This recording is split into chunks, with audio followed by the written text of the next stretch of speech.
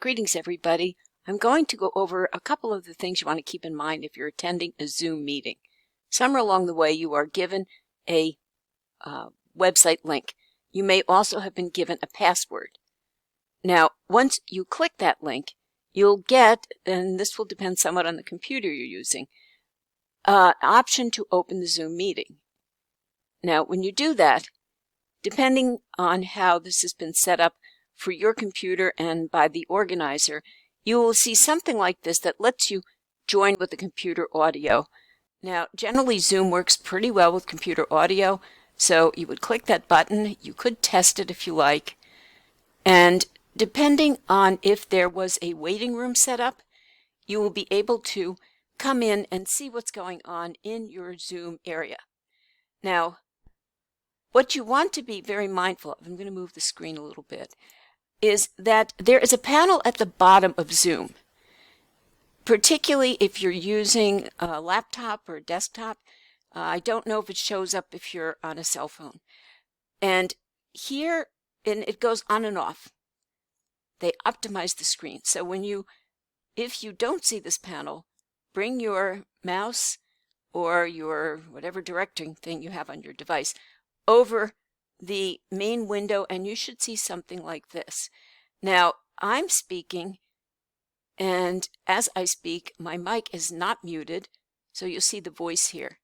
Now, I'll put this on in a minute, but then we'll have a couple of videos going together. So we'll see that I have the video in my screen capture. Right now, there's only one person in this. So if there are multiple people, you're going to see how many participants there are. Another useful feature is the chat. And I click to open it. This lets you type. And if you had more people here, you could be typing along depending on what the protocol is in the meeting. Lets you type. And as you can see, you can type a message, and then when I hit enter, it goes out to everyone. Or if there were other people on this, and I click this, I would see the other people.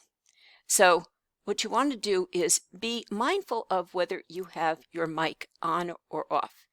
Now, I have a headset on, which is preferable because you don't get so much ambient noise, but you don't necessarily need it, but you have to be aware that you might be asked to turn the mic off. You'll get background sound, and the way Zoom works is the person who's the loudest takes over the video. Now, you can attend without video. You don't necessarily have to put a video on so people see you. That's your choice. My suggestion, too, if you're using video, put the camera either right in front of you or a little bit above. Don't come in from below. That's what they use in horror movies. Literally. Glennis taught me that. You want to be sure that you're, having the person on the other side see your face and see it straight on. I'm actually not able to start the camera video here because I have a video going on for the screencasting. But I brought up the side panel. This is where the host can actually mute you, and they can actually determine whether they're going to let your video show. And at some points, the person who's running the meeting may want to take control.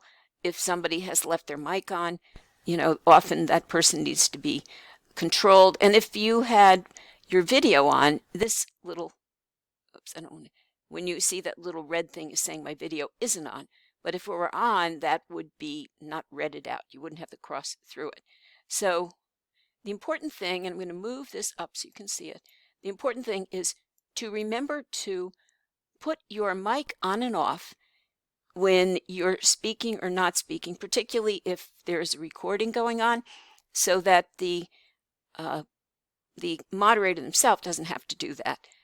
So pay attention to what's going on in the meeting. And remember too, and I just slid the screen up a little bit, that you have these options at the bottom when you bring your mouse over it, and you can end the meeting yourself by clicking on the End Meeting button.